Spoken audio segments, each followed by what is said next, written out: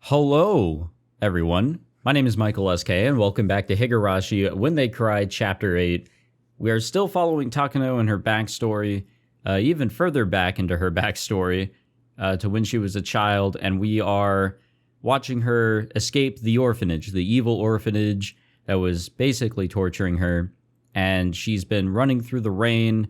She challenged God, and God responded, I think. I'm not really sure what happened in the last episode. There was a voice that spoke out. I don't know. I didn't think it sounded familiar to anybody that we've come across, but you know, who knows? I could be totally off the mark, but God responded and led her to this phone booth in which she was able to remember the phone number of Dr. Takano. So that's where we're at, and that's my dog. Anyways, let us see what the doctor has to say, if this is indeed the doctor. Takano desu. Yep. I felt like I was suffocating. My memory had been correct. I couldn't tell the age of the speaker, but it was a grown man's voice. Anyone who was my father's teacher must have been quite old. Never mind that. I had to hurry and say something. Hurry, hurry. 高野先生ですか？高野ひふみ先生ですか？そうですが、どちら様ですか? He must have been suspicious. I couldn't blame him. A stranger was asking him about his name. Of course he'd get suspicious. ごめんなさい。私、田無って言います。田無美代子と申します。田無さん? はい。私の父に、高野先生に電話しろって言われたんです。父は、田無竹光と言います。田無。ああ、田無くん。His voice suddenly changed. Dr. Takano had remembered his old student. 私、娘です。お父さんに電話しろって言われて。田無くんに何かあったんですか? Not good. I was gonna run out of time. お父さんとお母さんが事故で死んじゃって、それで高野先生に電話しろって言われたんです。田無くんがお亡くなりに? そうですか。二人とも? それは本当にお気の毒です。田無くんは私が大学で講師をしていた時、しばらく交流があったことがあります。何事にも勤勉な良い青年でした。結婚式に呼んでもらった時に会ったのが最後だったような気がします。Obviously, he didn't know I was born, but he remembered my father. That was truly a stroke of luck. それで、田無くんは私に何と? I didn't know what to say. I was only told to call Dr. Takano. How could I tell him that? My time was running out. I felt more and more anxious by the minute. Phone calls are disconnected without notice, but somehow I sensed it.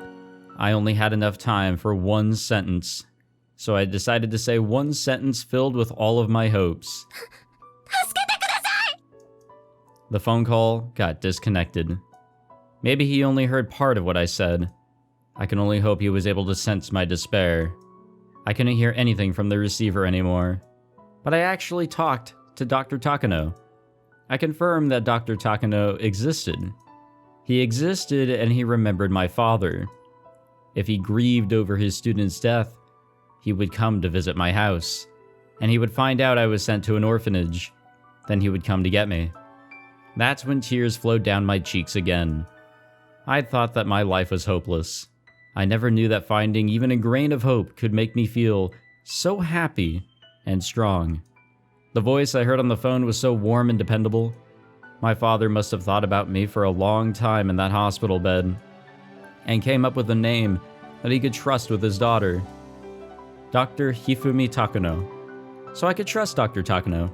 I had to believe that he would find me. But it might take more than just a few days. I'd have to wait patiently. A few days? A month? More? I could only wait patiently. Either way, I couldn't stay in the telephone box. The staff would easily find me there. I went out into the rain again. but this time the rain felt a little warmer than before. I had wished to die by lightning, but after that phone call, I was filled with hope and the will to live. I wanted to live, and that was why I felt pain all over my body. When I still wished to die, I didn't feel anything. I had to wait patiently until Dr. Takano came to pick me up. I had to get to the House of Love and Mercy. That would be the best place to wait for him. I didn't think the orphanage would tell him I escaped to the House of Love and Mercy, but the house wouldn't stop me from calling him. All I'd have to do was call him again and tell him and let him know where I was. Excuse me, God. But I didn't know where I could find the House of Love and Mercy. I couldn't see any signs anywhere, and I didn't even know what direction the orphanage I escaped from was in. But I couldn't just stop. I had to walk. I had to find shelter. I had to find someone and ask directions to the House of Love and Mercy. I had to keep going because I finally saw the light at the end of the tunnel. The chills and throbbing pain tormented me, but I couldn't die until I met Takano-sensei. I wished a car would come by. If it was someone who lived in the area, I could ask. But the police wouldn't do me any good. I was sure the orphanage had already called the police about our escape, and they wouldn't be forgiving. The police were sure to send me back to the orphanage. Either way, I wished that someone would show up. Otherwise, I'd have to keep walking on the asphalt in the darkness forever. I mean, I'm sure, daylight will come. The clouds will go away as well as the rain. How long did I walk? Still no car.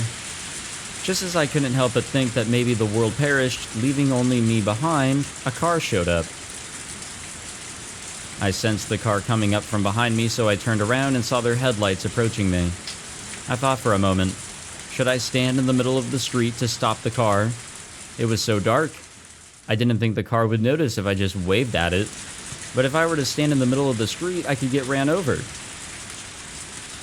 While I thought, the car was getting closer and closer. When I made the phone call, I panicked and didn't know what to say. So with this car, I'd have to think very carefully. If I couldn't think of anything, then I should just let the car go. With those thoughts vaguely on my mind, I was incredibly surprised when the car slammed the brakes with a screech and came to a stop. That's probably not a good sign. Maybe I wasn't all there after that miraculous experience of lightning struck near me. I half lost my mind in those dark woods, so I probably wasn't thinking very straight. Because the car had stopped after recognizing me. Ha ha ha ha. Great. In other words, the driver knew who I was.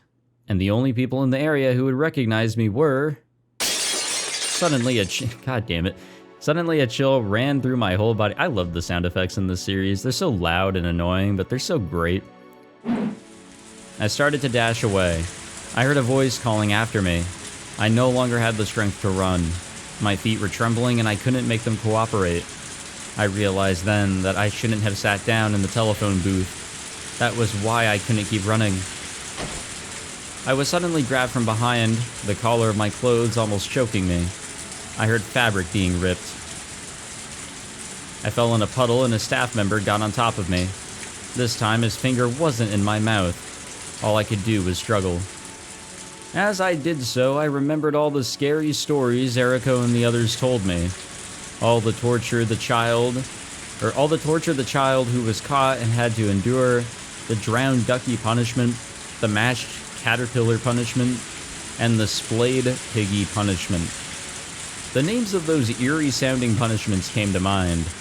I screamed and struggled with all my might, but it was too late. I was shoved into the back of the car, or the back seat of the car. Why couldn't they just let me go? Simple, they didn't want me talking about them to anybody. The staff were yelling and screaming while chasing me, but once we were in the car, they went silent. It was like the Grim Reaper had come to get me. Whether I liked it or not, I had come to terms with the fact that my luck had run out. But, I had called Takano-sensei, so I knew he would come to get me. I didn't know when that would be, but I knew it would happen someday. So I wanted to live. I would be saved if I lived. I couldn't even imagine the kind of punishment that was waiting for me. But even so, I said to myself, I had to live. I had already found the light at the end of the tunnel. All I had to do was endure it until I reached it. Or endure until I reached it. Same shit. The car stopped. We had arrived at the front gate of the orphanage. The 2 staff members grabbed my shoulders so I wouldn't run. My shoulders were very skinny, so it hurt a lot. I was scared. Scared of what I would have to go through. We went through the door and I was finally sheltered from the rain. In a way, I wasn't sheltered at all, though. It was in the middle of the night and long past time to turn all the lights off. The orphanage should have been quiet. But I heard a noise. It was a strange noise. The noise of a shower. The noise of metal objects crashing into each other. Also the staff's yelling and screaming. A chill went down my spine. What could I possibly write down to fully describe this fear? A staff member knocked on the door of the storage room and the door opened. The moment it did, an angry roar issued from inside. The sight leapt into my eyes.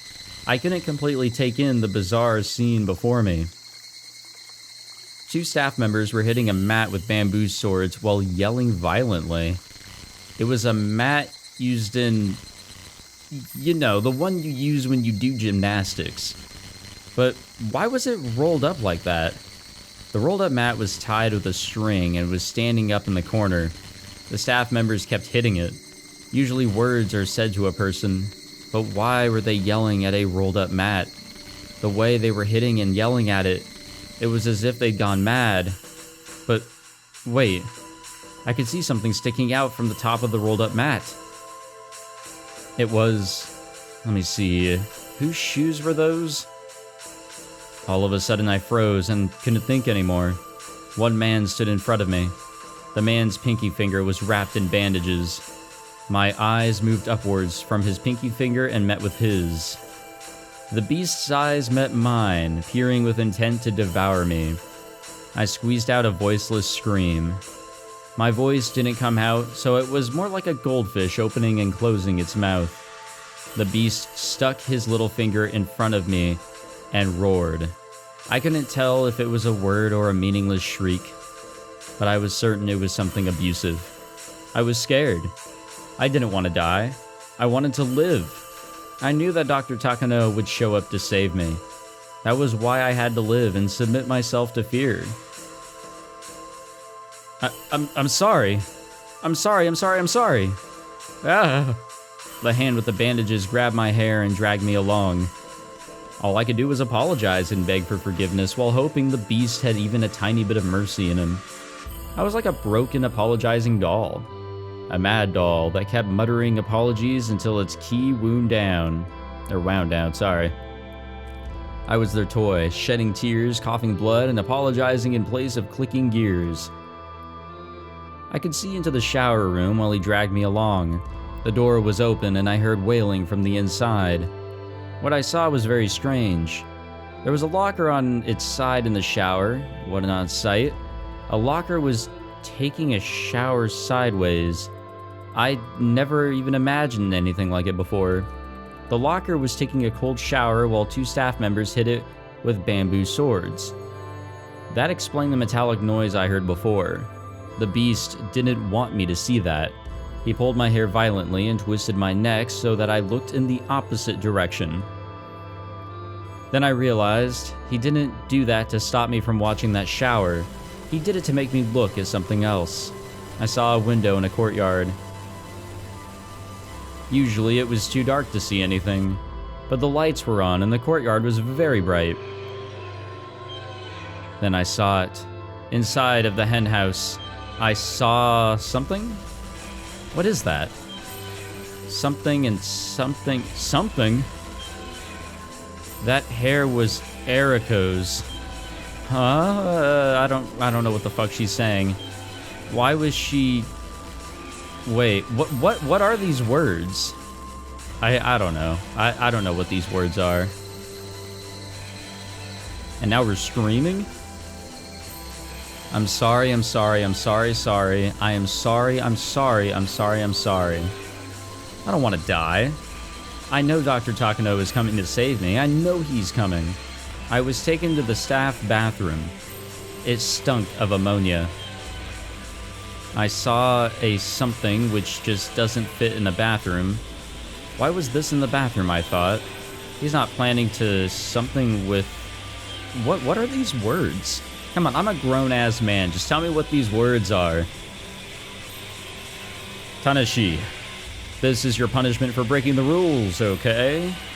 Everyone must follow the rules. If you don't, you get punished. Do you understand? I'm sorry. I'll never do it again. I'll do everything you tell me to do. I promise, I really do. Please spare me. Please spare me from something. No, that hurts. No.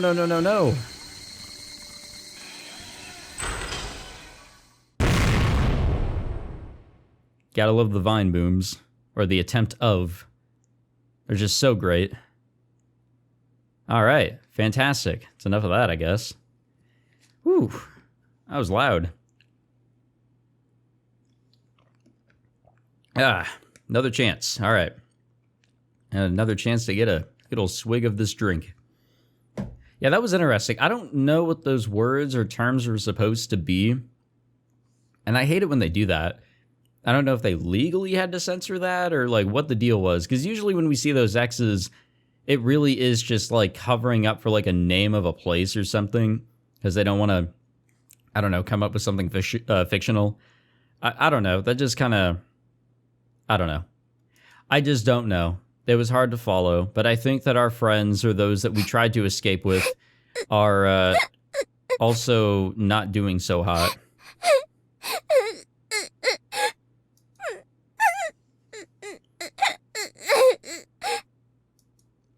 How long have I been crying? I don't even know how long I've been comforted like this. My grandfather's hand is on my cheek to comfort me. I'm holding his hand lovingly and pressing my cheek against his. 落ち着いたかな? おじいちゃん。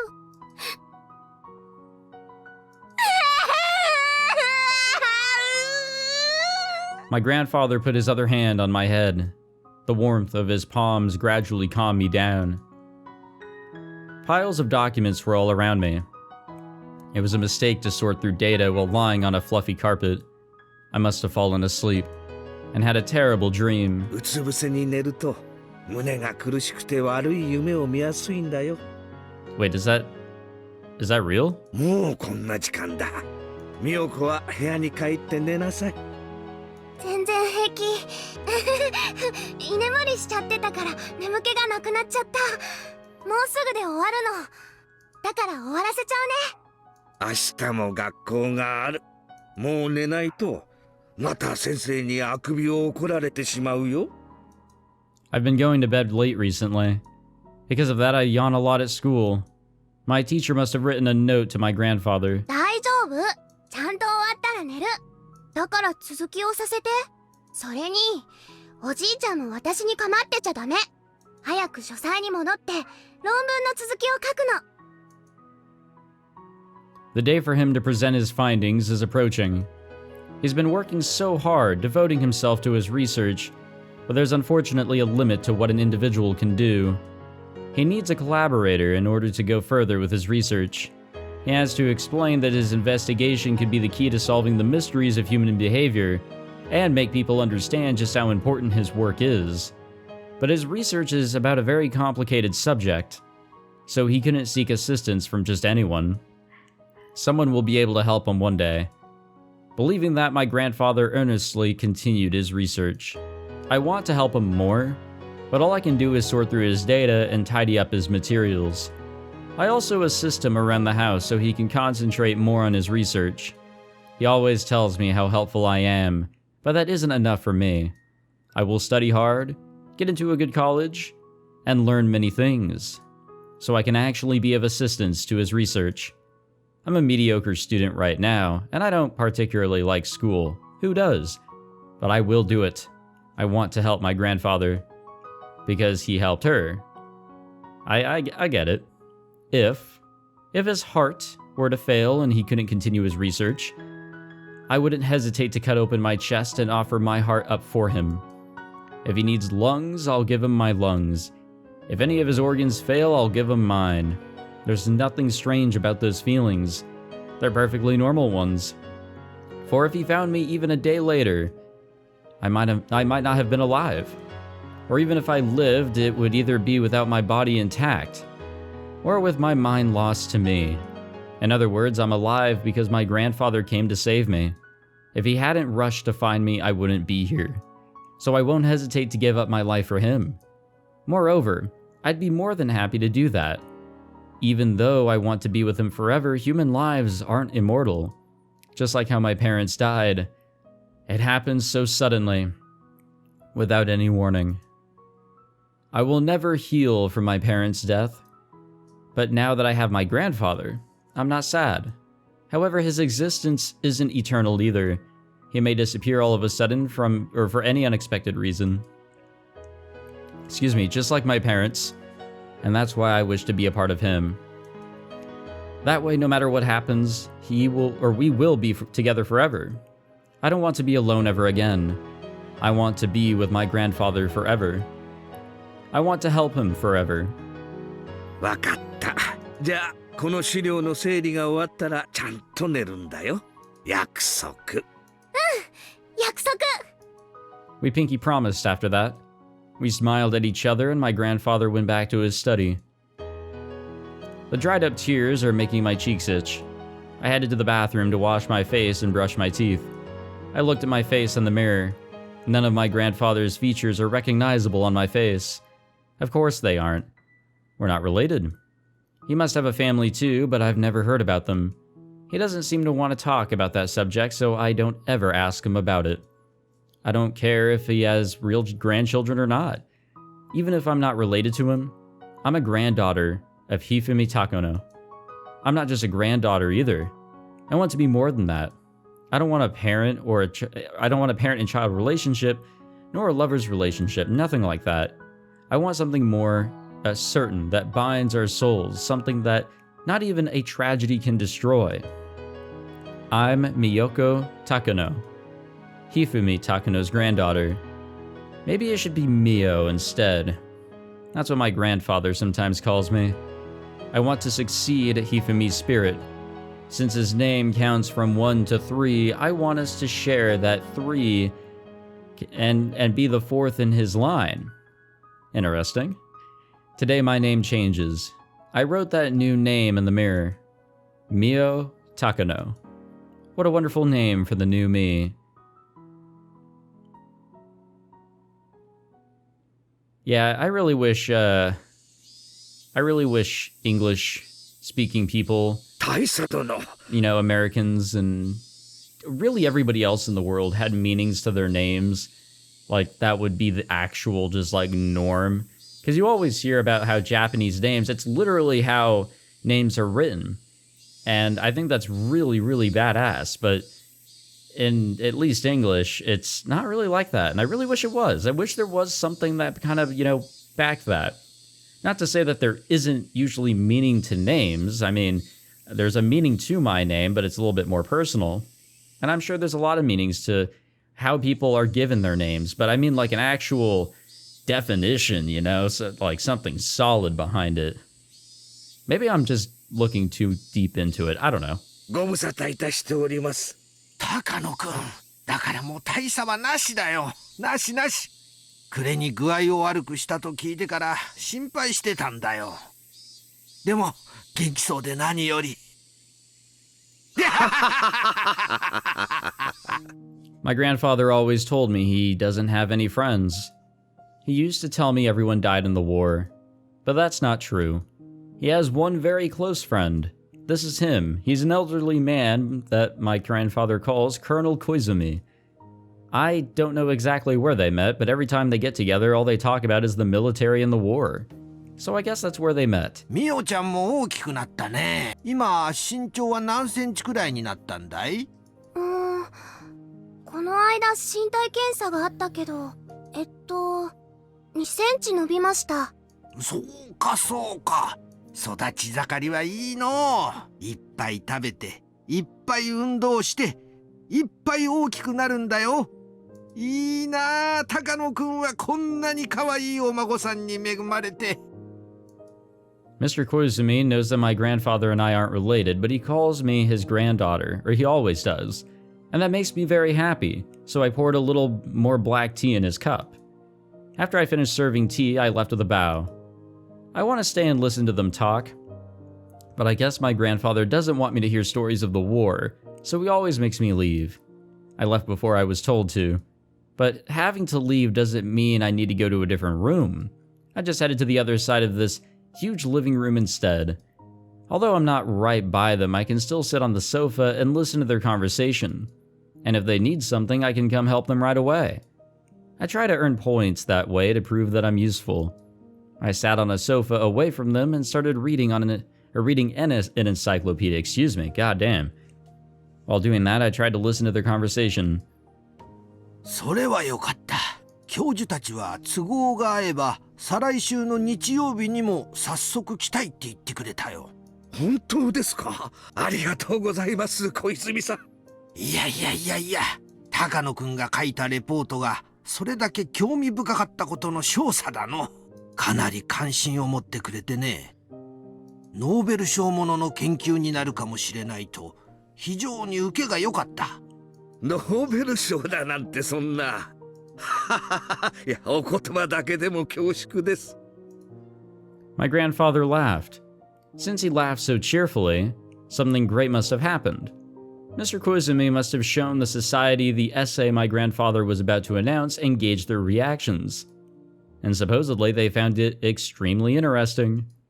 That means they recognize the value of my grandfather's research. That makes me happy too. しかし、いつも心配なのは、君自身がHinamizawa症候群に感染してしまってやしないかということだね。君が自分の首をかきむしるようなことがないよ。ひょっとすると、私もすでに感染しているかもしれませんな。でも、Hinamizawa症候群は、普通に生活する分には決して危険な病気ではないのです。村人たちがお社様信仰を作り出し、厳しい戒律で自らを縛った頃はかなり危険な病気だったかもしれない。でも時間とともにそれは薄まり、今ではよっぽどのことがない限り発症することはないようです。あれだけの発症例があったのに？Hinamizawa症候群の発症には特に精神の状態が重要なのです。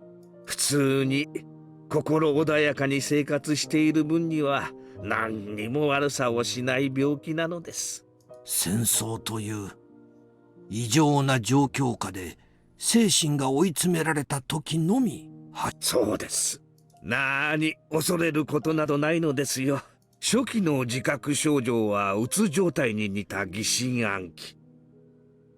それを自覚したら高野式呼吸法などにより心身のリラックスを図り、かつ9時間以上の睡眠を1週間以上とる。You know, 9 hours is asking a lot, okay? これで発症など未然に防げてしまうのです。実際、私の指導下にあったHinamizawa出身兵士は一人も開始しませんでしたぞ。As he talks, grandfather started demonstrating the Takano breathing method and a bizarre exercise technique. According to him, this technique relaxes the body and lets blood and lymphatic fluid flow smoothly. As a result, you relax emotionally too. I need to learn it. But the movements involved in the technique are so weird. I had to look away because my grandfather looked so silly. That was the one thing about his research that I felt bad about. Oh. Grandfather asked me to do this exercise too. I don't want to make him sad, so I do it when instructed. はあ、ならばいいんだがね。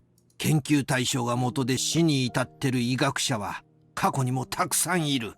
君も気をつけての。Hideo is such a strong Japanese name. It's probably because of Kojima, to be honest, but I don't know, whenever I hear Hideo, and I've heard it with a few other names in fiction and non-fiction, it's just like, god damn, whoever that is, oh man, they must be a badass of some sort. だが、研究に準じた彼らの偉業は死後も揺るがない。研究者としては本懐でしたでしょうな。Grandfather tells me about Hideo Noguchi often. He was born as the son of a poor farmer, and he studied hard and became a doctor. However, he was mistreated because of his background, so he left Japan. He moved to the United States. There he made many accomplishments as a researcher. He discovered a vaccine for yellow fever. Grandfather's background is somewhat similar to this, so he often said that of all the researchers he admired him the most. Hideo Noguchi died in North Africa. While he discovered a vaccine for yellow fever, he heard it wasn't effective on yellow fever in North Africa. He went there to research it, came down with the disease, and died. A researcher losing his life for his research. Sometimes that is a test of a researcher's courage. In that sense, Grandfather is very brave to visit Hinamizawa himself to gather information. He himself says he may already be infected. Although my grandfather estimates from ancient texts that the Hinamizawa syndrome was only a menace centuries ago, and now it's no different from the usual bacteria that shares a symbiosis with humans. Many people became ill with the disease during the war, but that was because they were in an extremely abnormal situation. In today's peaceful environment, it's almost impossible for a person to develop symptoms. He sounds very optimistic, but he never brought me with him to Hinamizawa, so maybe he isn't as optimistic as all that. However, since I live with him, there is a possibility that I'm already infected as well. But I'm not worried at all. That's because my grandfather has taught me that as long as I maintain myself physically and emotionally, I will not develop any symptoms. I know all about the horrible terminal symptoms of Hinamizawa syndrome, but I'm not overly fearful of them. Grandfather is enjoying his conversation with Mr. Koizumi. That's understandable.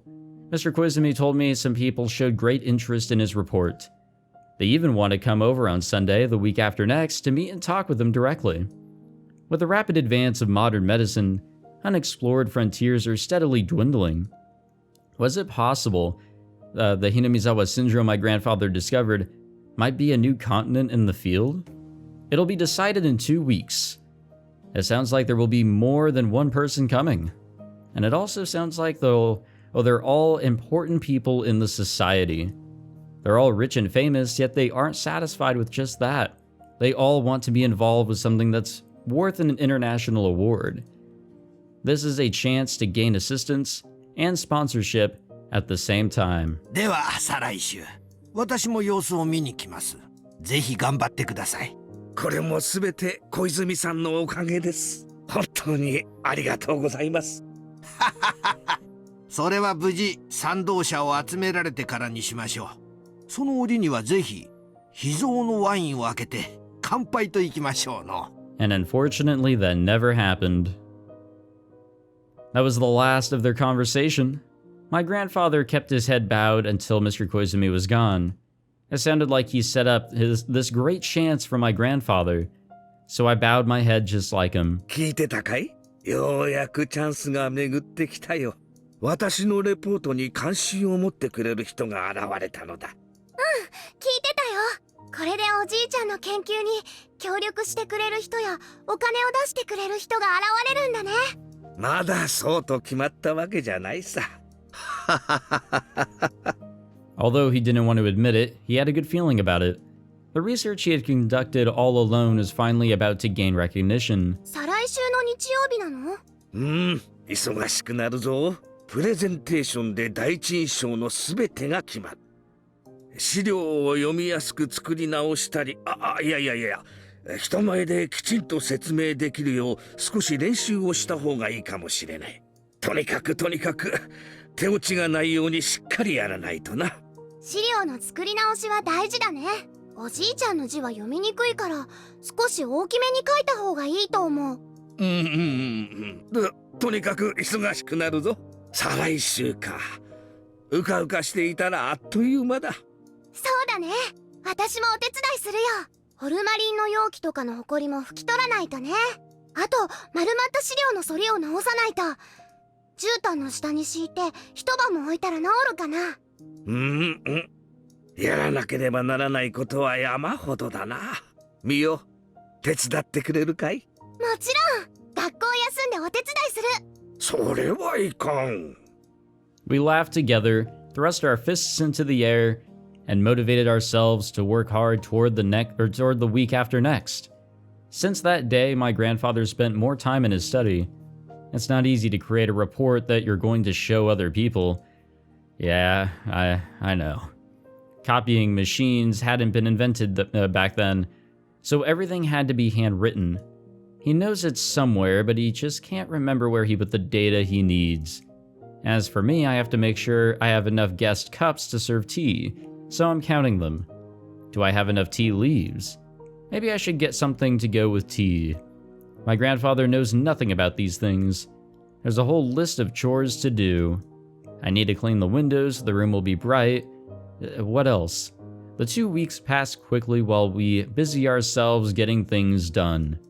What a wonderful 2 weeks it is. I can finally feel that I'm actually doing something to help my grandfather with his research. And I hope the day of the meeting will be a memorable one for my grandfather. I hope that day will be a beautiful and clear one.